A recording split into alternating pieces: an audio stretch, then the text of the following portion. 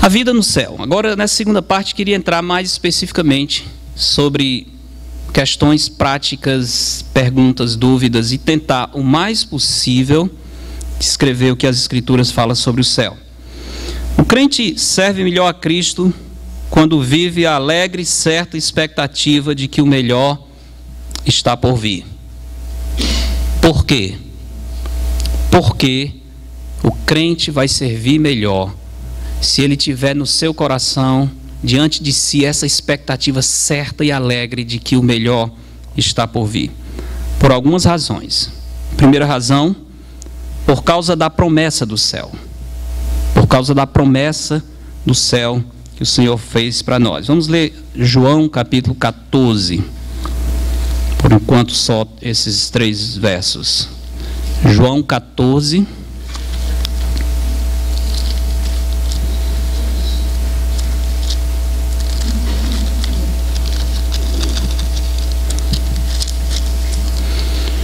João 14, versos 1 a 6. Verso 1 diz: não se turbe o vosso coração. Credes em Deus? Crede também em mim. Na casa de meu Pai há muitas moradas. Se assim não fora, eu vô-lo teria dito, pois vou preparar-vos lugar. E quando eu for e vos preparar lugar, voltarei e vos receberei para mim mesmo, para que, onde eu estou, estejais vós também. E vós sabeis o caminho para onde eu vou. Disse-lhe Tomé: Senhor, não sabemos para onde vais. Como saber o caminho? Respondeu-lhe Jesus: eu sou o caminho e a verdade e a vida. Ninguém vem ao Pai senão por mim. Aqui temos a maravilhosa promessa do céu. O que nos está prometido, irmãos, e assegurado para o futuro, deveria afetar enormemente a nossa vida presente. Se compreendermos tudo o que o Senhor Jesus nos prometeu, então não tem como não amá-lo, adorá-lo e reconhecer sua imensa bondade.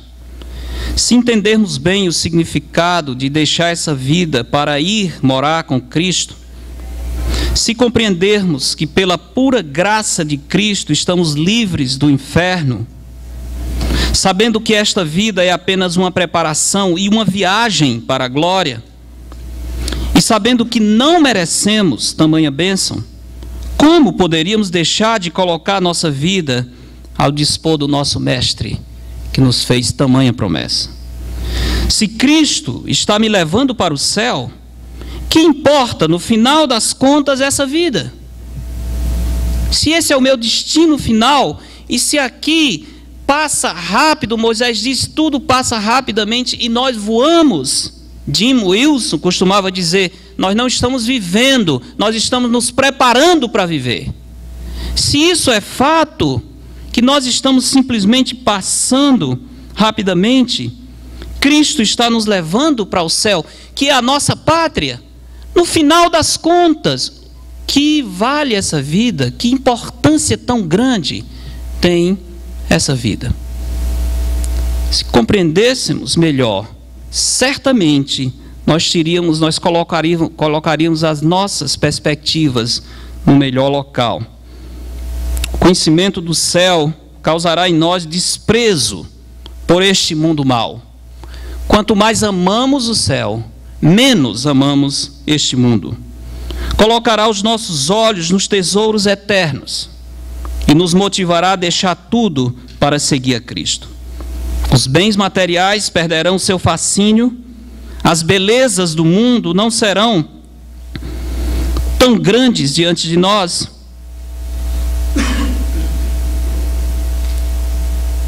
A opinião do mundo não nos será um grande peso. A longevidade, a nossa segurança, os sonhos e projetos para esta vida só terão sentido se forem significativos para o reino do Senhor. Tudo isso quando o céu está diante do nosso horizonte. Se o céu se tornar uma realidade visível e desejada, nós podemos dizer como Paulo: em nada tenho a vida preciosa para mim mesmo, contanto que complete a minha carreira e o ministério que recebi do Senhor. Serviremos melhor ao Senhor Jesus se conhecermos bem o lugar que Ele nos está preparando, para onde está nos levando dia a dia. Dia a dia, o Senhor está nos levando para o céu. O que podemos dizer sobre o céu? Primeiro, que é um lugar real. Na casa do meu Pai há muitas moradas. Vou preparar-vos lugar. As palavras que o Senhor Jesus Cristo usa são muito precisas, muito diretas. Ele não está falando de um estado de espírito, de uma sensação, de uma coisa nebulosa, sem consistência. Não, ele está falando de um lugar, casa, morada, lugar. Jesus usou as palavras porque essas palavras descrevem o céu. O céu é um lugar real. O céu é um lugar físico. Muitos crentes são confusos quanto à natureza física do céu. Devemos lembrar que a parte física do homem é inerente ao seu ser. Deus não nos criou para viver sem corpo. Portanto, por implicação, e eu vou já mostrar um texto bíblico, podemos dizer que nunca, em nenhum momento, inclusive entre a nossa morte e ressurreição, em nenhum momento estaremos sem corpo. Porque faltaria um elemento essencial para o que nós somos, a parte material. Lembra a criação do homem? Deus fez o projeto, soprou nas narinas o fôlego de vida, mas Ele não criou um espírito para depois dar um corpo. Aliás, começou fazendo o corpo e depois animando aquele corpo com a alma. Corpo é parte essencial, inerente do que nós somos. Não é o caso dos anjos, não é o caso de Deus. Estou falando disso. Estou dizendo que nós, como humanos, o nosso corpo é parte essencial, feita por Deus, parte da nossa identidade. Paulo diz: fostes comprado por preço, glorificai a Deus no vosso corpo. Não podemos desprezar o corpo e nunca vamos ficar em nenhum tempo sem corpo. Por isso, também, o céu tem que ser um lugar físico. Um lugar físico. Espaço, tempo, essas coisas sempre existirão para nós nos domínios da humanidade. Deus não nos fez, portanto, para habitar fora dos domínios materiais, como se fôssemos espíritos desencarnados. Paulo, inclusive, fala disso em 2 Coríntios, e ele diz: não é isso que eu quero. Ele se angustia em pensar na possibilidade de ficar nu no sentido de não ter a habitação, o tabernáculo, que é o seu corpo, como ele descreve. 2 Coríntios capítulo 5, dê uma olhada lá.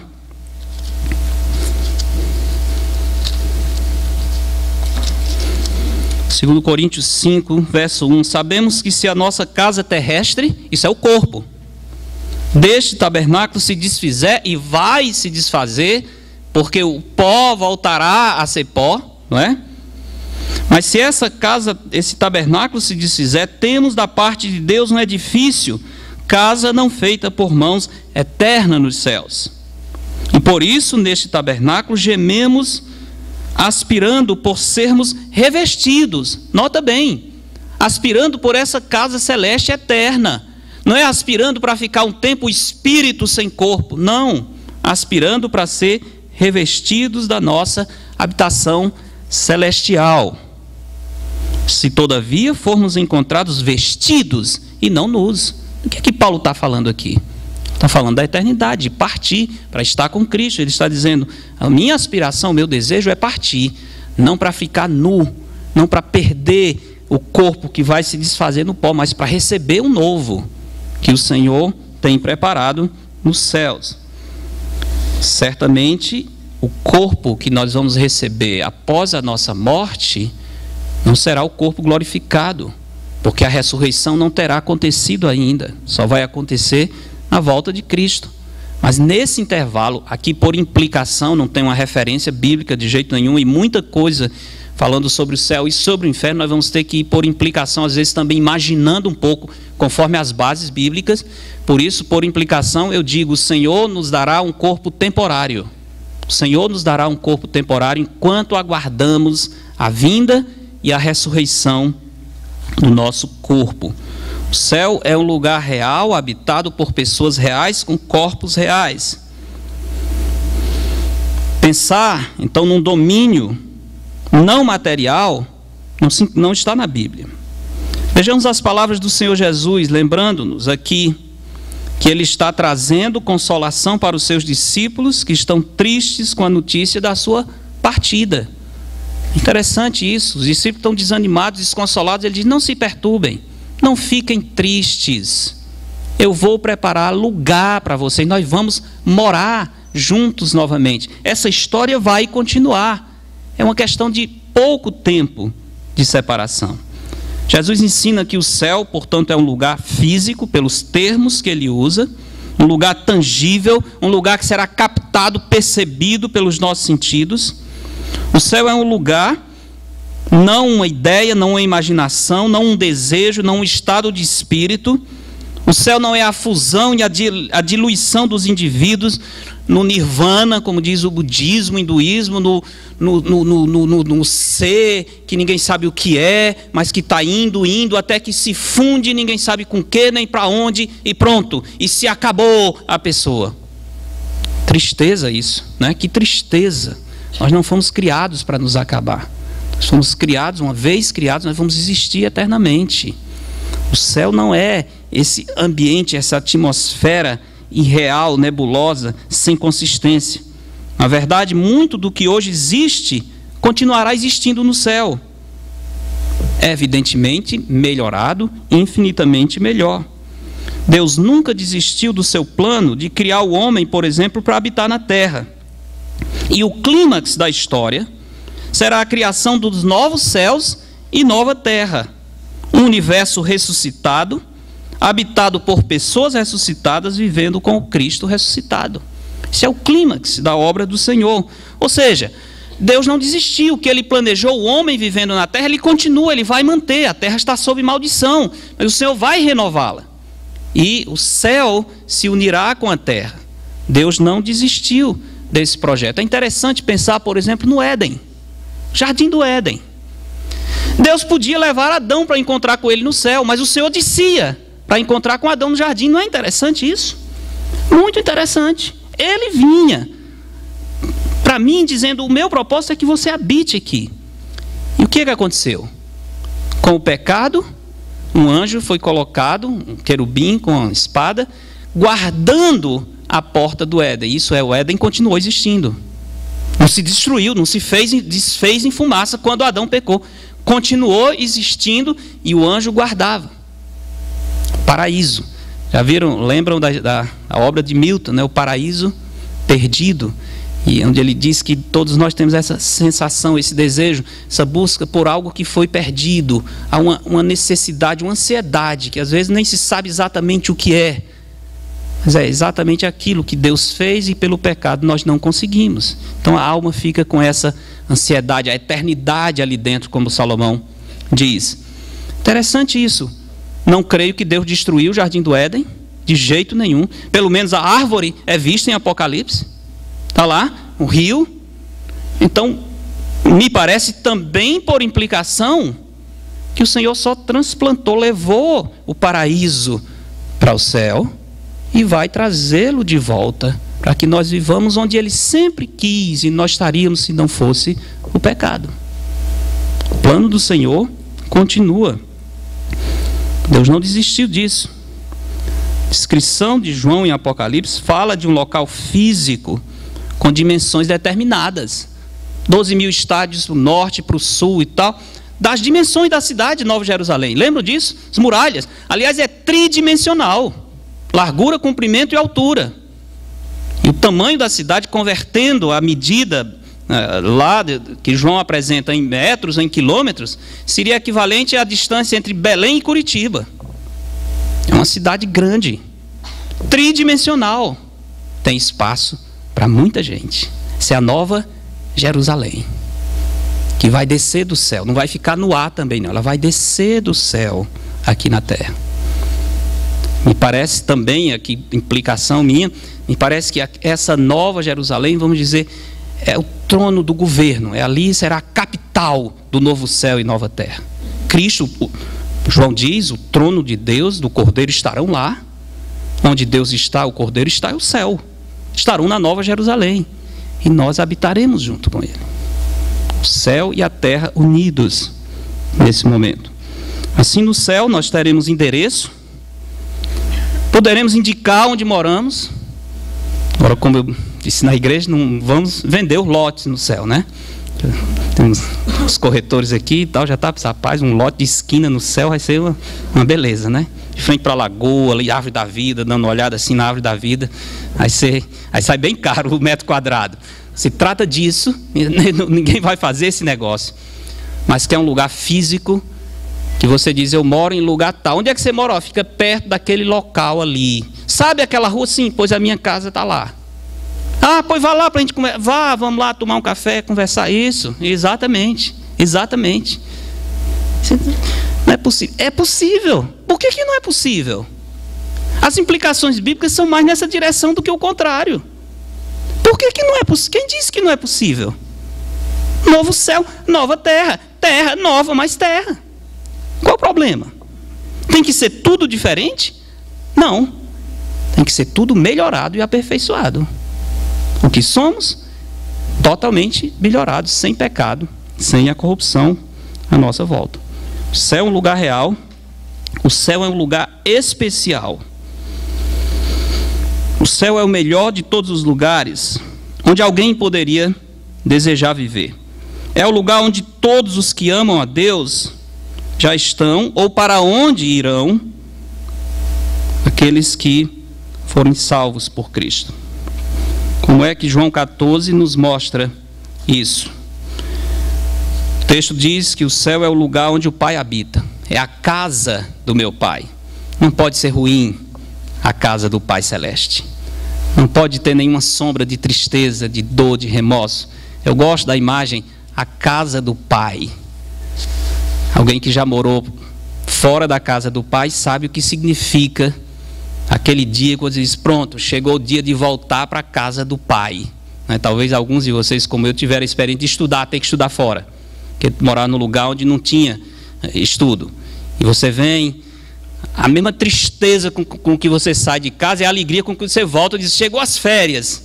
Eu lembro, às vezes, levando a mala direto para a escola, para de lá correr para a rodoviária, às vezes a pé, terminando a viagem a pé, com a mala correndo, querendo pegar o primeiro ônibus, e eu dizia, mas por que você não espera outro? Não quero esperar outro, não, eu quero é nesse. Eu quero ir para a casa do Pai. Tem lugar melhor do que a casa do Pai? Não existe. Tem lugar melhor do que a casa do Pai Celeste? Não existe. A Bíblia descreve os crentes como peregrinos em busca de uma pátria. Nós não somos daqui, não vamos ficar aqui, estamos caminhando para a casa do Pai, um lugar preparado por Cristo. Isso me lembra o livro que eu li recente sobre o José Alencar, o ex-vice-presidente. Interessante a história, Os Últimos Passos de um Vencedor, é o título do livro, escrito por um jornalista da Globo, que teve muito contato com ele perto da morte, né? Essa é uma frase que ele diz assim, o homem pergunta várias vezes sobre morte e tal, chega um momento que a conversa é muito aberta, e pergunta para ele, você não tem medo de morrer? Ele diz, não, se Deus tem isso para mim, tudo que Deus tem é bom. A frase é interessante. Não estou dizendo que o José Alencar era um homem de fé, conhecia. Não mostra isso, não. Mas interessante é dizer, se é isso que Deus tem para mim, tudo que Deus tem não pode ser ruim. Tudo que Deus faz é bom. Eu concordo. Casa do Pai. Jesus foi preparar esse lugar. Só pode ser o melhor dos lugares. Onde o Pai habita, onde o Filho está, nos preparando morada. Lugar preparado pelo Senhor para os seus discípulos. Jesus não está prometendo apenas uma sensação de alegria ou uma impressão da sua presença. Jesus está dizendo que Ele estará ali. É a notícia da partida do Senhor que entristeceu os discípulos. Por isso, Jesus os consola, dando certeza de que em breve estarão juntos, vivendo juntos. O céu é o lugar onde viveremos felizes com Jesus. Certeza da habitação do céu com Cristo é o que está sendo oferecido como meio de consolo para os discípulos. Momento de profunda tristeza, de saudade, Jesus consola os seus discípulos falando da casa do Pai. Isso deveria nos consolar também, irmãos. Enquanto Jesus diz, na vida tereis aflições, e temos sim, é de se esperar que tenha, mas saber que estamos caminhando para a casa do Pai, saber que Cristo está preparando um lugar para nós, o nosso endereço está lá, isso devia servir de consolo para nós, enquanto estamos atravessando esse vale que às vezes é tão sofrido. A certeza dessa habitação devia ser um consolo, era para Paulo. Paulo pensava sobre um dia estar na presença do Senhor. Ele diz em 1 Coríntios 4, por isso nos esforçamos para lhe ser agradáveis em tudo, porque estamos indo para o encontro do Senhor. Paulo dizia que preferia muito partir, estar com Cristo. Mais do que isso, o céu não apenas é um lugar real, um lugar especial, mas é um lugar próximo. Um lugar próximo. Por aqui não vão me atirar pedras como herege, deixe-me terminar o meu raciocínio. Próximo em que sentido? Primeiro, próximo porque nós podemos chegar lá no próximo passo. Não é? Quando é que estaremos no céu? Pode ser hoje. Pode ser hoje. Então o céu deve sempre ser visto como algo muito perto. O céu é um lugar próximo. Pode ser nosso próximo local, quem sabe, ainda hoje. Mas também tem um outro aspecto sobre a proximidade no céu. Quando falamos do céu presente, a indicação de que seja um local talvez mais perto de nós do que pensamos. Agora aqui eu vou pegar alguns textos bíblicos, certamente, que mostram algo interessante, que para mim é claro, mas eu vou respeitar se você precisar pensar um pouco mais sobre isso. Eu também venho pensando já há alguns dias. O céu, esse lugar real, pode estar mais perto de nós geograficamente do que nós pensamos. Os seus moradores podem, talvez, nos observar devido à proximidade que nós estamos. É possível, está bem gravado aí os meus é possível e tudo, viu? Não vão dizer que eu saí aqui.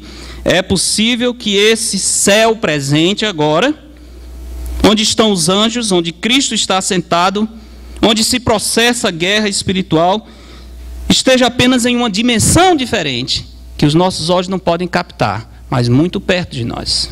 É possível? É totalmente possível. Tem alguma indicação bíblica? Tem, vou mostrar.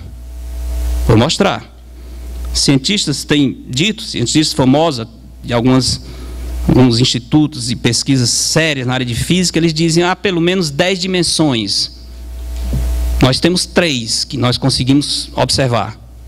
Mas há pelo menos já, segundo eles, 10 dimensões pode ser mostrado que existem aqui à nossa volta. Eles podem ter muito mais, eles podem ter universos aqui à nossa volta. Outras dimensões que nós não captamos. Talvez de lá eles nos captem. Nós não. Então pode realmente estar muito mais perto do que nós pensamos. Aliás, sem precisar entrar muito, nem antes mesmo de entrar nas escrituras. Já viram, leram, pensaram sobre a teoria da relatividade do Einstein, né? E o pastor sabe muito, sei não, só sei uma besteirinha. Mas eu sei uma coisa, que segundo os cálculos que ele fez e tudo bem comprovado, se 2 pessoas, digamos na mesma idade, uma dessas pessoas começar a viajar na velocidade da luz, passar 1 ano nessa velocidade, quando ele voltar, o que ficou na Terra está mais velho do que ele. O tempo como que parou para ele. E o tempo continuou para o que ficou aqui. Explica aí, eu não sei não, também não pedi para explicar não. Como diz, eu não sei não, só sei que é. E é. E aí não estamos nem entrando no domínio espiritual não, só no domínio físico. Alguém a velocidade da luz 1 ano, quando voltar o que ficou na Terra está mais velho. Mas não foi o mesmo, não foi. A velocidade da luz foi que fez a diferença. E aí? Se fisicamente isso pode ser comprovado, imagine as maravilhas no mundo espiritual. Atos 7, história maravilhosa. Estevão, Atos 7. O que aconteceu com Estevão pouco antes da sua morte? Atos 7:54. Ouvindo eles isto, enfureciam-se no seu coração, rilhavam os dentes contra ele. Mas Estevão, cheio do Espírito Santo, fitou os olhos no céu e viu a glória de Deus. Estevão tinha morrido?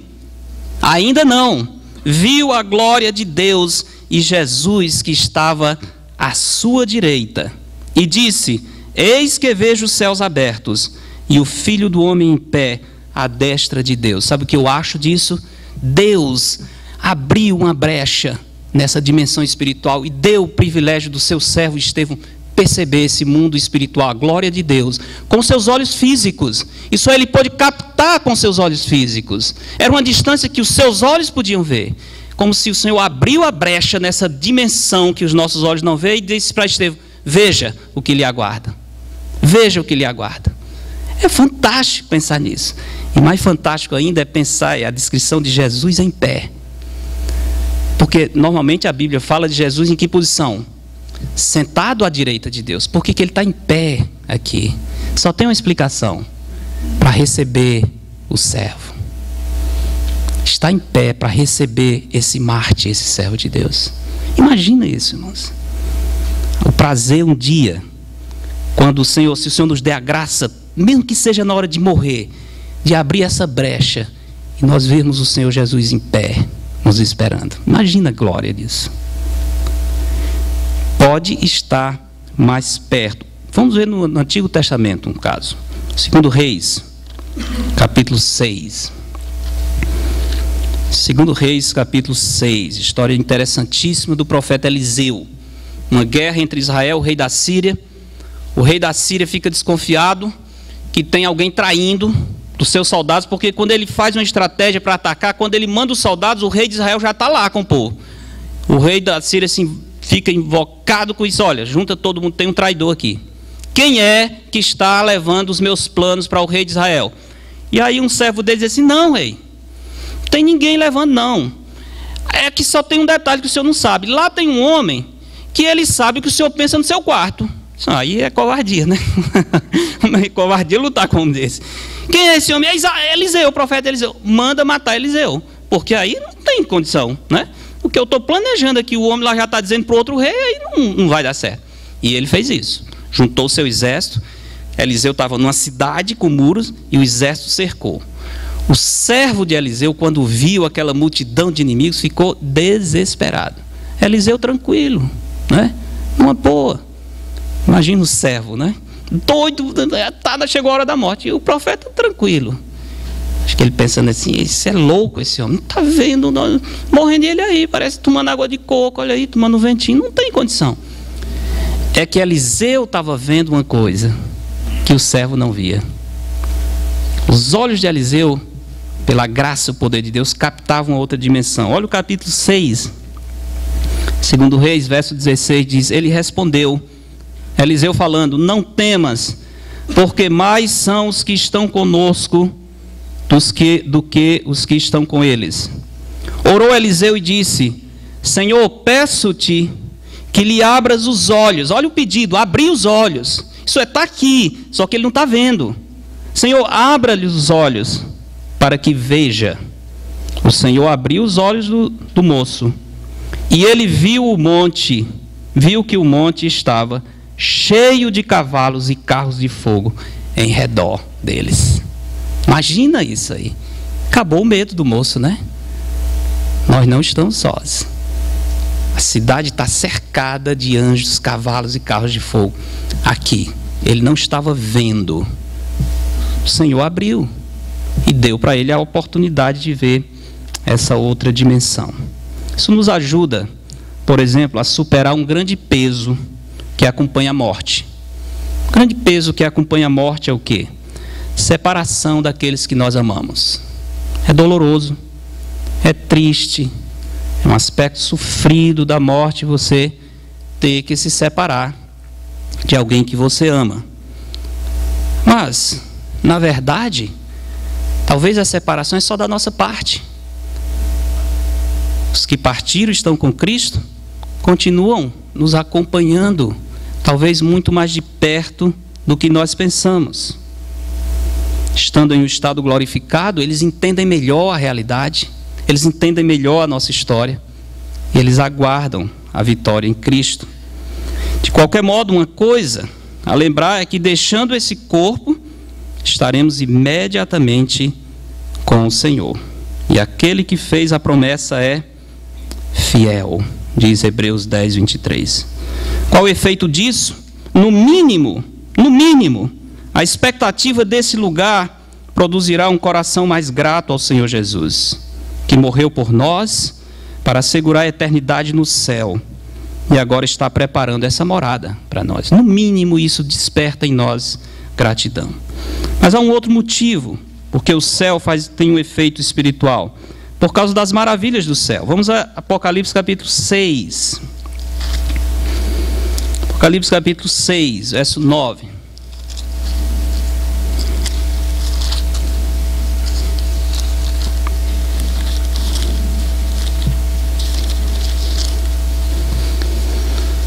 Apocalipse 6, verso 9.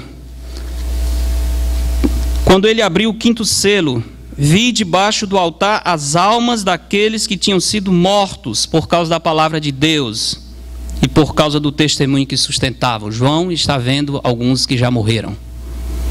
Deus abriu os olhos de João para essa dimensão. Ele viu. Clamaram em grande voz, dizendo: até quando, ó soberano Senhor, santo e verdadeiro, não julgas nem vingas o nosso sangue dos que habitam sobre a terra? Então a cada um deles foi dada uma vestidura branca, e lhes disseram que repousassem ainda por pouco tempo, até que também se completasse o número dos seus conservos e seus irmãos que iam ser mortos, como igualmente eles foram. Esse texto diz muita coisa sobre a situação dos que estão mortos. E aqui é o céu presente. É o céu presente. Apesar de termos muitas informações sobre o céu, em certo sentido, estamos como aqueles italianos quando ouviram pela primeira vez, século XIII, o relato do grande, o famoso viajante Marco Polo, que foi lá para a Mongólia, se tornou amigo, inclusive, do general lá. Ninguém nunca tinha ido, e quando ele voltou, reuniu seus compatriotas para contar como era a China, a Mongólia. Eles não podiam compreender tudo, porque era um mundo totalmente diferente. Mas, ao mesmo tempo, eram dois países na Terra. Então, tinha pontos que o Marco Polo podia dizer: isso é como, é como. Então, essa semelhança ajudava os italianos a entender como era a China do outro lado. Falando do céu, é mais ou menos assim. E Apocalipse está cheio disso. É como, é semelhante, como se fosse. Pega-se algo que nós conhecemos em comum e, a partir disso que é conhecido, se faz a semelhança e diferença. Precisa imaginar? Precisa. Os italianos devem ter imaginado muito, enquanto o Marco Polo descrevia, eles deviam estar imaginando. Não é pecado imaginar, não. Pegando informações bíblicas, podemos sim imaginar, tirar implicações, conjecturar e chegar a algumas posições. No céu, quando falamos do céu, estamos mais ou menos nessa situação. Podemos afirmar que muito do que hoje vivemos e somos continuará existindo no céu, mas com os benefícios de que chegaremos ao ponto da plena felicidade, tendo deixado para trás tudo o que nos causava tristeza, tudo, absolutamente tudo. A partir desse texto e de outros, podemos tirar várias conclusões acerca da nossa vida no céu. Lembrando que aqui estamos falando do céu presente, o estado intermediário, não do céu eterno. O que é que podemos concluir? Manteremos a nossa identidade. João viu os que foram mortos, eram os mesmos. Eles mesmos, não era outra pessoa. Mas eu pensei que no céu ia ser diferente. Se for, não tem graça. Nós temos a graça do céu, é que eu, pecador perdido, cheguei lá. Se lá eu não souber quem eu sou, perdeu toda a graça. Que adianta isso? eu não posso perder contato com a minha identidade. Quem foi salvo foi esse pecador aqui. E para que o céu seja glorioso, para que Cristo seja honrado, é esse que tem que estar lá. Então não vamos perder a nossa identidade absolutamente. João viu os que foram mortos, são as mesmas pessoas. Morreu o rico e foi para o inferno. Quem? O rico. Foi para o seio de Abraão. Quem? Lázaro. É a mesma pessoa, não é outra pessoa. Lembre-se disso, a nossa identidade continua. No céu seremos quem somos, apenas aperfeiçoado. Leia Hebreus 12, 23. Interessante a descrição aqui dessa congregação. Hebreus 12, 23. Fala da igreja dos primogênitos arrolados nos céus. Já pensaram nisso? A igreja. Esse texto diz que a igreja do Senhor está em duas partes. Ela está na terra, mas a igreja também está no céu. O corpo de Cristo, nesse momento, está distribuído em dois locais. Os nossos irmãos somos irmãos, a mesma igreja. Não perdemos a conexão. A igreja, ele diz, dos primogênitos arrolados dos céus, e a Deus, o juiz de todos, e aos espíritos dos justos aperfeiçoados. Então, podemos dizer com toda segurança que nós manteremos a nossa identidade. Continuaremos também a nossa história, iniciada aqui na terra. Seremos quem somos, sempre teremos corpos, já mencionei, que Paulo diz lá em 2 Coríntios 5. A memória continua intacta, a memória continua intacta. Pessoas no céu serão lembradas por causa do que viveram na terra. João diz, vi os decapitados, e esses decapitados estão dizendo, até quando, soberano Senhor, não vingas, nem julgas o nosso sangue? Eles sabem que foram mortos, eles lembram a sua história, eles sabem mais, que os seus executores estão vivos, estão orando que o Senhor faça justiça, não perderam nenhum contato com a história, nenhum contato com a história, a não ser que seja uma exceção única, só para esse, mas o texto não indica isso. Nós podemos dizer que esse é o estado dos salvos hoje, no céu presente. A memória continuando intacta. A memória é importante? Absolutamente. Sem memória nós perdemos a identidade também. Eu tenho que saber quem eu sou. A memória deve permanecer. Lembraremos da nossa vida na terra? Sim, lembraremos. Eles lembram que foram assassinados.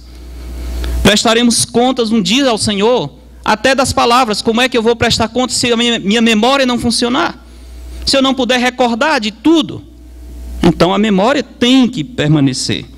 Os salvos comparecerão perante o tribunal de Cristo, vão receber coroas, galardões. Por quê? Pela vida fiel que tiveram. Eles têm que lembrar disso, senão não faz sentido o Senhor dizendo, aqui está a coroa da justiça. Sim, mas o que é isso, Senhor? Para que isso? Não, a coroa da justiça, a coroa da glória, a coroa para aqueles que amaram a vinda do Senhor, que suportaram com paciência a provação. Ah, que bom, que bom. Obrigado, Senhor. Isso aqui é um prêmio. Eu lembro, eu suportei muita provação. Eu glorifiquei o Senhor na minha provação. Eu não blasfemei, eu não perdi a esperança. Eu continuei amando o Senhor a despeito de toda a luta. Estou recebendo a coroa como um prêmio por isso. Tá? Irmãos, não é pecado você pensar na coroa como uma motivação para ser fiel ao Senhor. A motivação, eu quero esse prêmio. Tem um prêmio para os que suportam com paciência. Tem um prêmio para os que servem no ministério como Cristo quer. Tem um prêmio para os que amam a vinda do Senhor. Eu vou em busca desses prêmios. Eu vou fazer como Paulo, eu vou correr de modo que eu ganhe o prêmio. Não tem nada de errado nisso, não. Essa vai ser uma grande motivação para a nossa fidelidade. Essas coroas, esses galardões que o Senhor tem prometido. Sempre viveremos em sociedade. Seremos comunicativos, interagindo uns com os outros. Lembram? Grande pavor do salmista às vezes. Senhor, não me deixe ir para a região do silêncio. Lembram dos salmos? Salmo 116, por exemplo. O salmista apavorado dizendo, Senhor, graças que o Senhor me livrou a minha alma da morte. Eu pensei que eu ia para a região do silêncio. O Senhor não deixou que eu fosse, porque é o pavor. Eles achavam que na morte iriam ficar um tempo em silêncio, sem comunicação, sem louvar ao Senhor. E para um servo de Deus isso é terrível. Ah, Senhor, livraste a minha alma da morte, os meus pés da queda. Eu creio que verei a bondade do Senhor na terra dos viventes. Senhor, muito obrigado, porque o Senhor não deixou morrer. Senhor, eu sei que custa caro para o Senhor a morte dos seus santos. Custa caro. O Senhor sofre com a morte dos seus santos. O Senhor me livrou da morte. Nós nunca vamos passar pela região do silêncio. A revelação é progressiva. Davi, os salmistas, eles não tinham toda a informação que hoje nós temos com a Bíblia completa, com o Novo Testamento, com o que foi adicionado pelos apóstolos. Teremos todas as emoções e prazeres. Mostraremos essas emoções como pessoas na terra. Esses mortos aqui que João viu, eles não estão muito tranquilos, não. Eles estão com aquele senso de justiça, estão clamando ao Senhor: Senhor, faça justiça. Estão emocionados, sim. Podíamos dizer que eles estão revelando uma ira santa, justa, dizendo: Senhor, nós pedimos que o Senhor vingue. Tem que ter emoção aqui, tem que ter uma paixão para isso, sem pecado, mas as emoções estão lá. Estaremos interessados e informados sobre os que estão na terra, continuando em conexão com eles. Hebreus 12 vai nos mostrar alguma coisa aqui.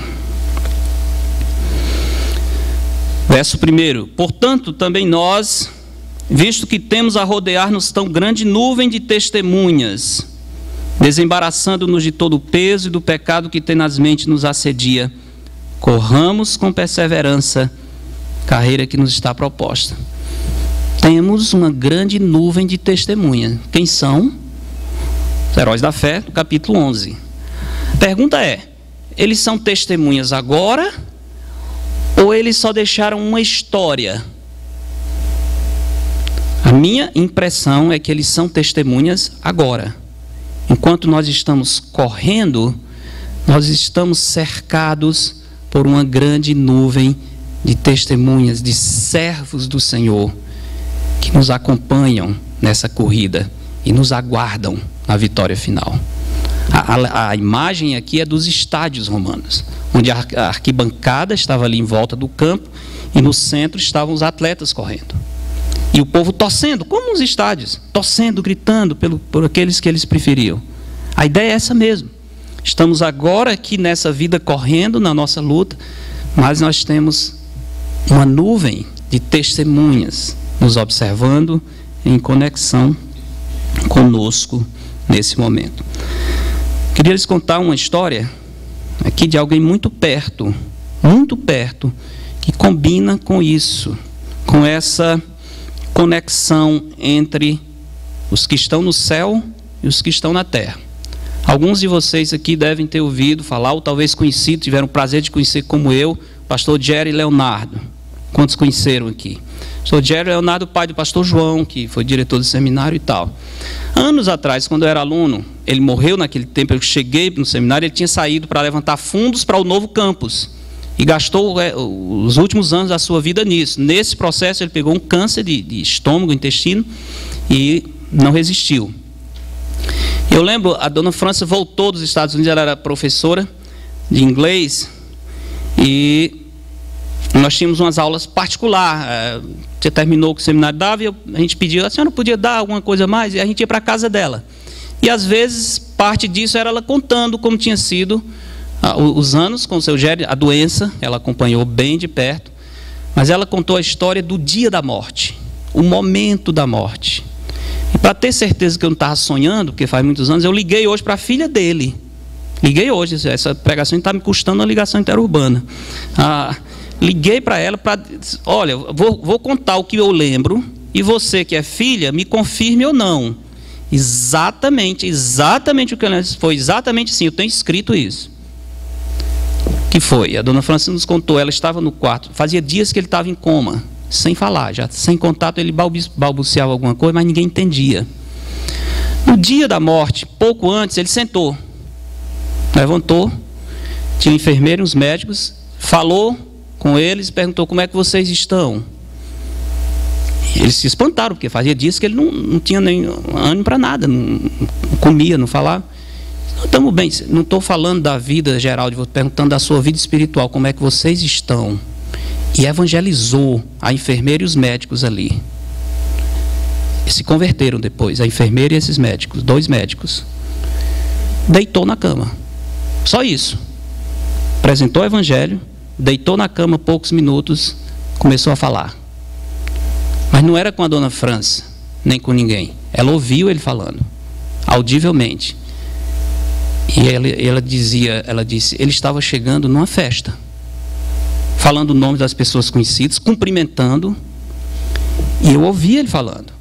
E eu ouvi ele dizendo, não, a França não vem agora, ela tem outras coisas a fazer, ela virá depois. Com quem que esse homem estava falando? Com quem ele estava falando? Estava falando com salvos em Cristo. Deus deu para esse servo, no momento dessa transição entre a vida e a morte, a possibilidade dele viver nas 2 esferas. E a esposa testemunhar essa passagem. Não é incrível isso? Não é incrível? Isso não é história inventada. Confirmei, eu ouvi há anos, confirmei hoje. Depois, se encontrando a dona França, alguém fale com eles que eles vão confirmar.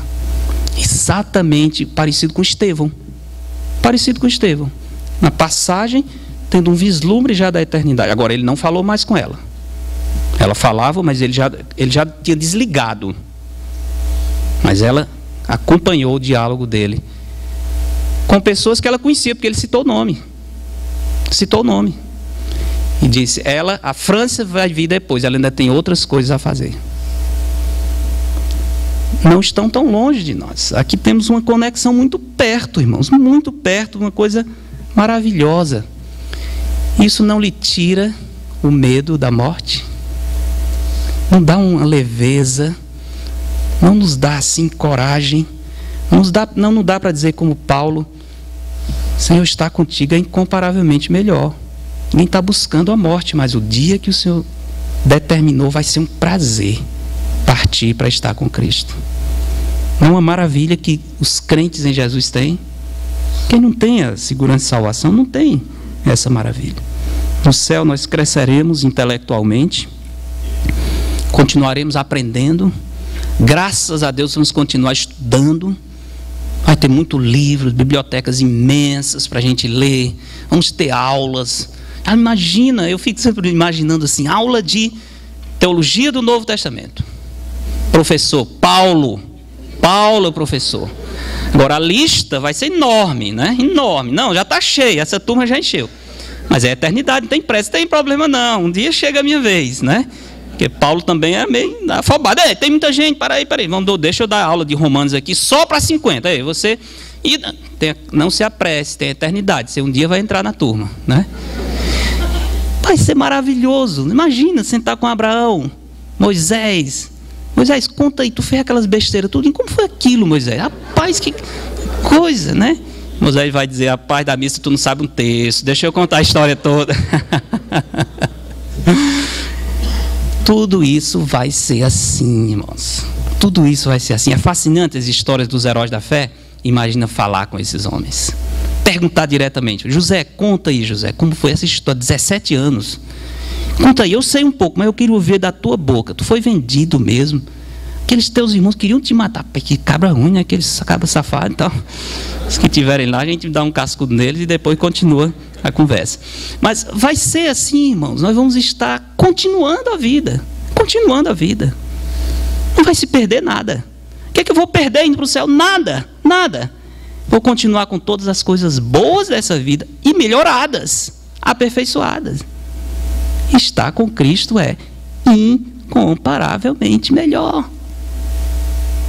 Às vezes, quando morre o irmão, eu tenho visto isso, minha família, perdemos alguns. Meu pai, minha avó, recente, duas tias. E às vezes fica aquela meio morbidez, né? Sim, onde é que está? Oh, que saudade e tal. Um dia eu perguntei para um desses da família que estava lamentando, peraí, você queria que a avó voltasse para cá? Você não acha que é egoísmo demais, não? Ela está com Cristo, gozando a presença do Senhor, e você querendo que ela estivesse aqui. Você não quer o bem da sua mãe, não?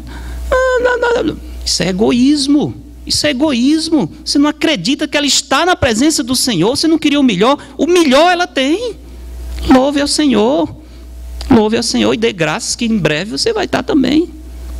Nós somos tão egoístas e queremos tirar o prazer do céu daqueles que já estão na presença do Senhor. Não é? Mas coitado, o irmão morreu, foi para o céu. Que pena. Olha aí. Que pena, rapaz. Foi para o céu. Olha aí. Que tristeza. Foi estar com Cristo. E eu imagino eles quando chegam lá, dizendo, olha que pena. Eles ficaram. Coitados, eles não sabem o que estão perdendo. Eu tenho certeza disso. Eu tenho certeza, encontrando os nossos amados, dizendo, olha, eu lamento que vocês só chegaram agora. Eu lamento. Vocês não sabem o que perdeu. Eu tenho muita coisa. O tour vai demorar, porque tem muita coisa para mostrar a vocês aqui. Muita coisa. Imagina isso, irmãos. A Bíblia mostra isso. A Bíblia mostra isso. Não estou inventando nada, não. Vamos sim ter mais conhecimento de Deus. Os mortos estão orando. Estão orando. Até quando, Senhor? Estão orando, comunhão com o Senhor. E Deus respondendo. Dizendo, olha, espere. Ou seja, espere é tempo. Eles têm a noção do tempo. Eles sabem, calma. O tempo é a criação de Deus. Para nós, os humanos, sempre viveremos no tempo. Na eternidade não vai fazer sentido. Não vamos contar porque não precisa. Mas hoje, no céu presente, eles estão contando o tempo, sim. Aguardando passar o tempo, as coisas acontecerem, para que o Senhor realize o seu projeto, para que Cristo volte, para que haja a ressurreição. Eles estão contando o tempo. Aguarde. Se o tempo não fizesse sentido, o Senhor não teria dito, espere. E o que é espere, Senhor? Não, o tempo continua. Então, eles não perderam absolutamente a conexão com o tempo. Seremos ensinados por Deus. Deus compartilhando, eu acho fantástico quando o Senhor diz assim, esperem até que se complete o número dos seus conservos que vão morrer. Deus consciente. E quem vai morrer? Deus sabendo que alguns dos seus servos vão derramar o seu sangue por amor a Ele. Deus sabendo disso. Não está dizendo que não vai julgar, não. Vou julgar, mas alguns ainda vão. Mas eu sei. Eu conheço. Lembra Pedro falando com Jesus?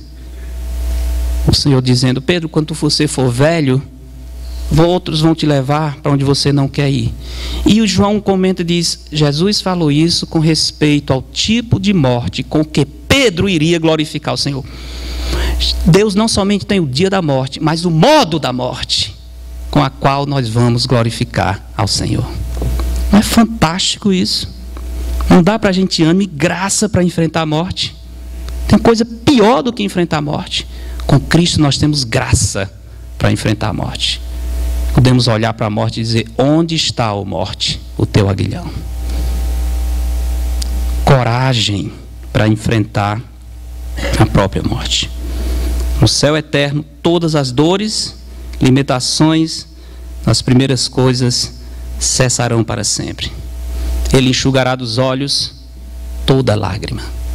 Não haverá dor, tormento, não haverá saudade, não haverá despedida, só alegres reencontros. Alegres reencontros. Nenhuma separação, nenhuma desavença, ninguém tendo que se afastar dos seus amados porque precisa, nada disso. Somente alegres reencontros. O oposto completo do inferno. Irmãos, pensar no céu modifica a nossa vida. Pelo que Deus prometeu, pelas maravilhas que são o céu, muito mais coisas, mas vamos parar aqui. E os benefícios espirituais que vêm para a nossa vida quando ansiamos pelo céu. Quando desejamos o céu, nós temos esperança no meio do sofrimento. Romanos 8:18, para mim tenho por certo que as aflições do tempo presente não é para ser comparada com a glória que há de se revelar em nós. Por pior que seja o sofrimento, quando eu penso na glória, eu tenho conforto, eu tenho consolo. Eu fico sempre naquela consciência, não há dor, não há provação, não há sofrimento nessa vida que não acabe. Vai acabar. E acabando, nós estaremos na glória.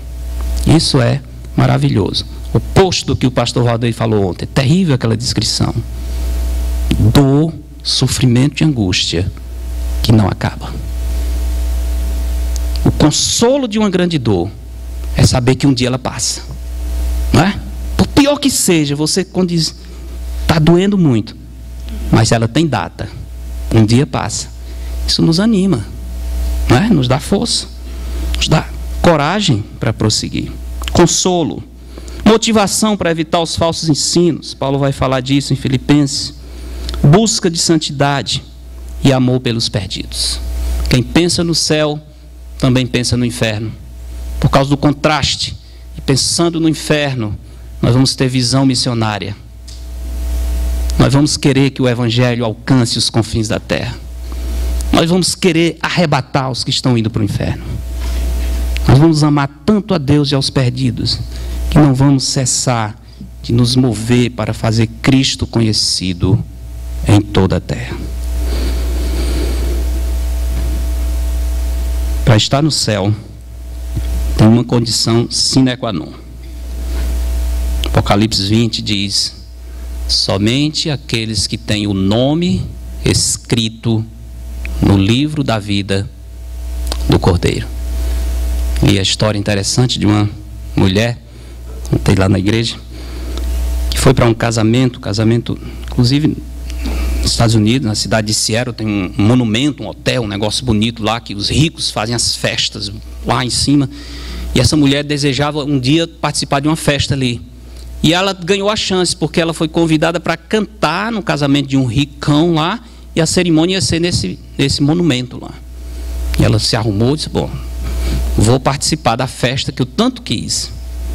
E realmente foi para a cerimônia, cantou na cerimônia, e depois se dirigiu para esse local especial, riquíssimo, onde seria a recepção. Só que na porta tinha uma pessoa conferindo os nomes. Perguntou o nome dela e do esposo, olhou na lista: seu nome não está aqui não. Disse: não está não, está não. Como não está? Está não. Sim, mas eu vou entrar. Vai não. Mas eu cantei no casamento. Não estou dizendo que a senhora não cantou. Eu estou dizendo que só entra aqui quem tem um nome na lista. O seu nome não está na lista. Tá. Elevador para ela aqui. Simbora, né? O americano não brinca muito não. Acabou, você vai embora. O brasileiro ainda quer alisar e tal. Elevador, manda embora, né? Isso é fato. E o marido disse que ela foi chorando, muito triste, lembrando do que tinha perdido, né, da festa.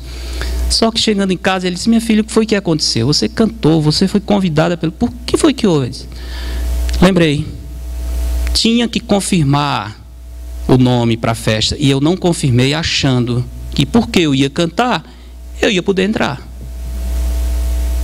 Mas o nome não estava na lista. Meus irmãos, amigos, você que não é crente, para você especialmente, você pode dizer assim: eu achava. E um dia, na porta do céu, diante de Cristo, você dizer: meu nome não está não? Está não. Mas eu fui para a igreja tantas vezes. Eu tinha uns crentes na minha família. Olha, eu achava, se o meu nome não tiver, não está.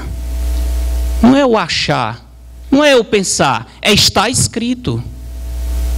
Se não estiver, o destino é o lago que arde com fogo e enxofre. Não tem alternativa. Não tem alternativa. A pergunta é: o seu nome está? O seu nome está no livro da vida? Se não está, você não tem condições de dormir hoje. Eu vou pedir ao Senhor que Ele tire o seu sono hoje. E você não descanse, porque você está correndo o perigo de cair no inferno para sempre. Deus está sendo misericordioso, Ele sustentando só pela graça dEle. Ele não precisa disso, não precisa de você. É porque o seu nome não está escrito, e Deus está lhe dando esse tempo. Você sabe o que tem que fazer. Eu sou o caminho, a verdade e a vida, Jesus disse. Esse é o caminho. Não tem outro. Não tem outro. Você diz: mas eu não quero. Tudo bem, eu não concordo. A sua discordância não muda o fato. Eu não acho que é assim. Você pode morrer não achando. A verdade não muda pelo que você acha. Se a Bíblia é verdade, e não tem alternativa. ou o seu nome está escrito no livro da vida, e se tiver, você sabe que está, ou na porta do céu, você será reprovado e mandado para o lago de fogo e enxofre, que foi descrito ontem. Não desejo isso para ninguém, mas é preciso que se diga isso com muita clareza. Em 1952, aconteceu uma história interessante na Califórnia. Uma nadadora, consegui até uma foto dela aí, Florence Chadwick, famosa por fazer grandes travessias, e ela resolveu nadar de uma ilha até a costa ali no Oceano Pacífico, até chegando na praia, a Califórnia, né, Los Angeles, eu acho. Ela nadou 15 horas, mas não chegou na praia. E a história conta, ela mesma contou depois, a mãe ia no barco, alguns barcos sempre vão acompanhando, né? Esses nadadores não fazem essas coisas sozinhos. Mas era um dia frio, o Pacífico já é frio por natureza. Esse dia especialmente chuvoso, nublado, não conseguia ver muita coisa adiante. Nadou 15 horas e não aguentou mais. E aí ela pediu para parar e subir no barco. A mãe disse, não suba, continue. Ela tentou um pouco mais, desistiu, disse, não, eu paro, eu desisto, eu não vou continuar. E subiu no barco. Quando ela subiu no barco, ela notou que estava a menos de meia milha da praia. Meia milha da praia. E alguém perguntou, depois entrevistando, por que você desistiu tão perto? Resposta dela, eu não vi a praia. Eu não pude ver. Se eu tivesse visto a praia, eu teria continuado. Meus irmãos, o céu é a nossa praia. Talvez você está aí passando por tempos difíceis, talvez com grandes lutas na sua alma, no seu coração, provação severa, problemas no casamento, talvez decepções, tristezas, filhos talvez que não andam nos caminhos do Senhor, tempo difícil, nublado, água fria e você nadando. Se você puder ver a praia, você continua nadando. A Bíblia hoje nos mostrou a praia. Não desista. Nós estamos perto. E o Senhor nos dará condições de chegar na praia. Amém?